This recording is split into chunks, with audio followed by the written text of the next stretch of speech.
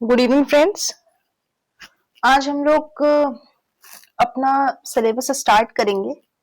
ये बेसिकली जो सिलेबस है ये बीएससी नर्सिंग के लिए है और ये बीएससी नर्सिंग बेसिकली 6th और 7th सेमेस्टर के लिए है ये सिलेबस, जहां पे हम लोग डील करने वाले हैं आपके ओबीजी को।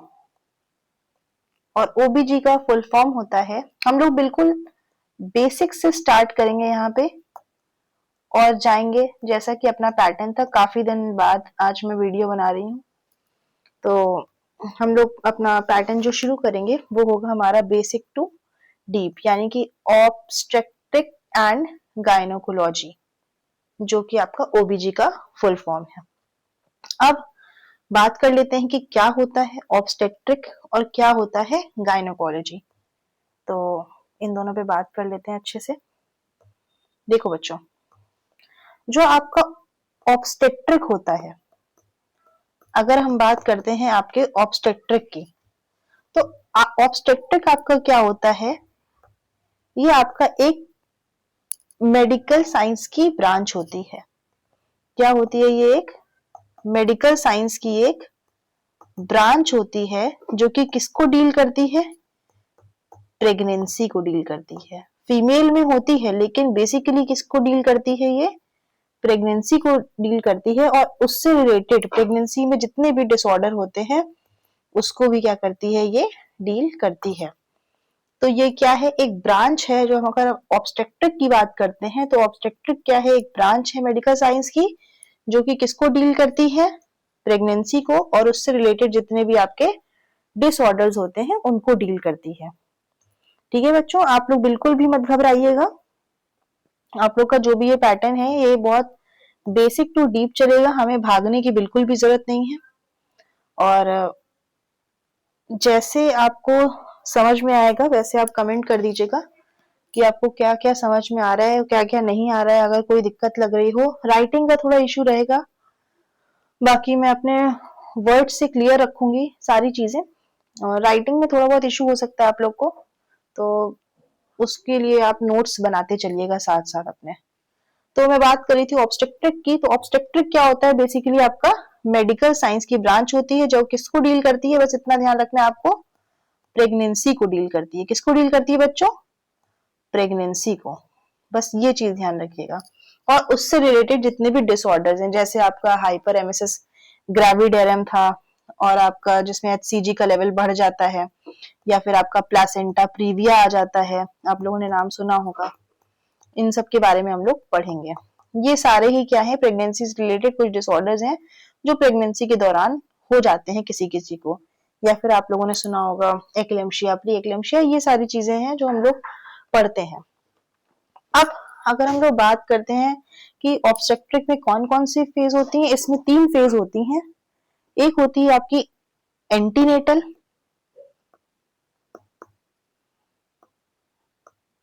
दूसरी होती है आपकी इंट्रानेटल और तीसरी होती है आपकी पोस्टनेटल।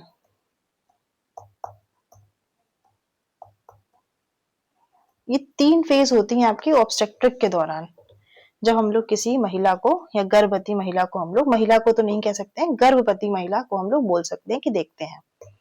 अब क्या देखते हैं हम लोग इसमें? जो आपका मैंने बताया एंटीनेटल के बारे में, मैंने बताया आपको किसके बारे में बताया? मैंने एंटीनेटल के बारे में। एंटीनेटल में बच्चों क्या होता है आपका? जब कोई महिला कंसीव करती है, कंसीव यानी कि जब उसको गर्भ धारण होता है, जिस समय से उसको पता चलता है गर्भ धारण हुआ है, उस समय से लेके जब तक डिलीवरी का वक्त नहीं आ जाता है, उस टाइम का जो पीरियड होता है उसको हम लोग क्या बोलते हैं? एंटीनेटल पीरियड बोलते हैं। क्या बोलते हैं उसको हम लोग? एंटीनेटल पीरियड या फिर एंटीनेटल टाइम बोल सकते हैं हम लोग। कब से लेके कब तक? जब तक महिला गर्भ नहीं धारण कर लेती है तब से लेके डिलीवरी तक, फ्रॉम कंसेप्शन टू लेबर, जब तक उसको लेबर का पेन नहीं होता है तब तक कौन से पीरियड में आएगा आपका? वो एंटीनेटल पीरियड में आएगा। तो आप लोग को ये बात अच्छे से समझ में आई होगी कि एंटीनेटल क्या होता है। अब हम बात कर लेते हैं आपके दूसरे पॉइंट की, जो मैंने बताया आप लोग को, इंट्रानेटल। इंट्रानेटल क्या होता है? इंट्रानेटल का मतलब होता है वो पीरियड जो आपका डिलीवरी से शुरू होता है, या फिर आप कह सकते हो लेबर के टाइम से शुरू हो जाता है, और कब तक रहता है? जब तक बच्चे का बर्थ नहीं हो जाता है तब तक। उस प्रोसेस को हम लोग क्या बोलते हैं, उस पीरियड को हम लोग क्या बोलते हैं? इंट्रानेटल पीरियड बोलते हैं। कब से लेके कब तक बोलते हैं हम लोग? फ्रॉम लेबर टू बर्थ, जब तक बच्चा बाहर नहीं आ जाता है तब तक। वो पीरियड कैसा होता है हमारा? इंट्रानेटल पीरियड होता है। इसी में हम लोग लेबर के बारे में पढ़ेंगे। अब इसके बाद हम लोग बात करते हैं हमारा लास्ट, जो कि हम लोगों ने बात करी थी, पोस्ट नेटल। पोस्ट आप लोग को पता है क्या? पोस्ट मतलब होता है बाद में। तो पोस्ट का मतलब बाद में, तो इसका मतलब क्या है? After delivery. इसका मतलब क्या होता है बच्चों? After delivery. आफ्टर डिलीवरी या फिर और बर्थ से के बाद से लेके कब तक का पीरियड? 42 डेज तक का पीरियड, या फिर 6 वीक तक का पीरियड को हम लोग क्या बोलते हैं? पोस्ट नेटल पीरियड बोलते हैं।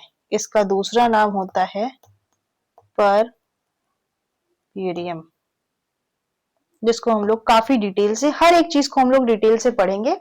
अभी हम लोग सिर्फ एक इंट्रोडक्शन लेते हैं कि क्या होता है ऑब्स्टेट्रिक, क्या होता है गायनेकोलॉजी, ऑब्स्टेट्रिक के अंदर क्या क्या चीजें आती हैं। अभी इसको रिवाइज करते हैं। उससे पहले मैं आप लोग को थोड़ा सा गायनी के बारे में बता देती हूँ कि गायनेकोलॉजी क्या होता है।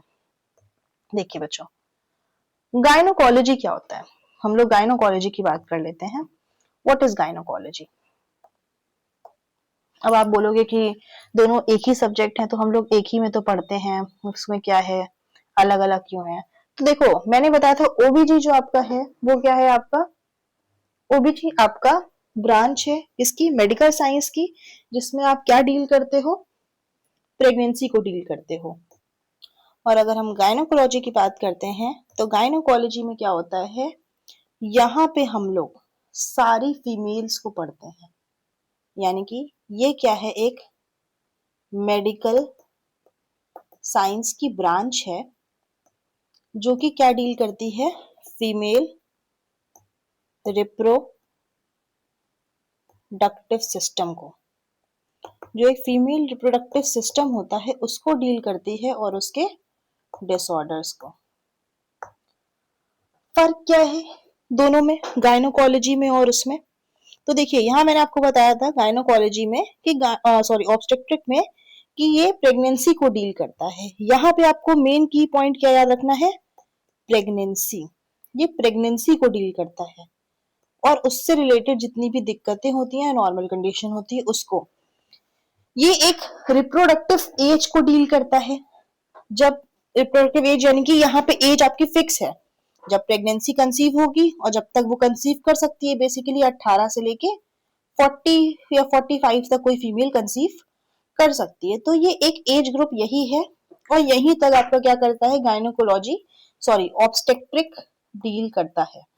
इसको हम लोग ऑप्स बोलते हैं।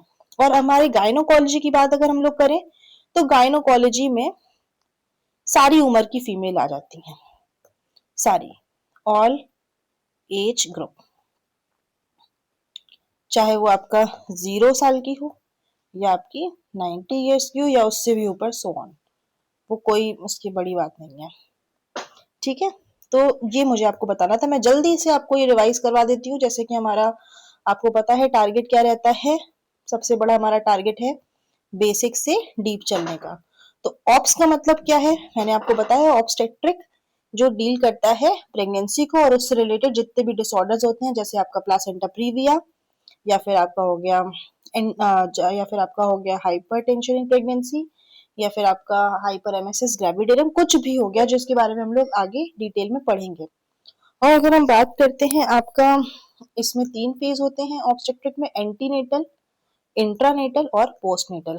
एंटीनेटल मैंने आपको बताया था क्या होता है। एंटीनेटल का मतलब होता है आपका फ्रॉम बर्थ टू कंसेप्शन। क्या बताया था मैंने आपको एंटीनेटल में? From birth to conception.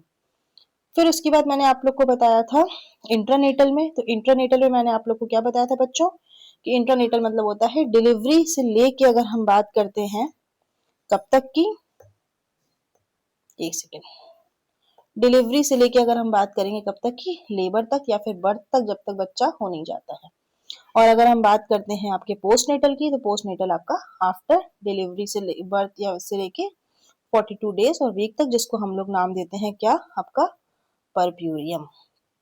Okay बच्चों, अब इसके बाद हमने पढ़ा था एक वर्ड क्या, गायनोकोलॉजी, जिसमें हम लोगों ने पढ़ा था कि एक मेडिकल साइंस की ब्रांच है जो किसको डील करती है, फीमेल रिप्रोडक्टिव सिस्टम को और उससे रिलेटेड जितने भी आपके डिसऑर्डर्स होते हैं, और उसमें सारे एज ग्रुप आते हैं। उसमें कितना आता था आपका बच्चों, 18 से 45 तक, वो भी जो सिर्फ और सिर्फ प्रेग्नेंट थी। क्लियर, तो ये दोनों के बीच में बेसिकली आपका डिफरेंस है। और अब हम लोग बात करते हैं, आज के लिए फिलहाल मैं सोच रही हूँ आपको इतना ही बताऊं, क्योंकि ये आपका बेसिक इंट्रोडक्शन है। और अगर आप चाहें तो मैं आप लोगों को कुछ चीजें, फीमेल रिप्रोडक्टिव सिस्टम हमें पढ़ना है क्योंकि हमारा ऑप्स एंड गाइनी का सिस्टम है, तो हमें पढ़ लेना चाहिए थोड़ा सा फीमेल रिप्रोडक्टिव सिस्टम के बारे में, हल्का सा हम लोग को पढ़ लेना चाहिए। चलिए पढ़ लेते हैं।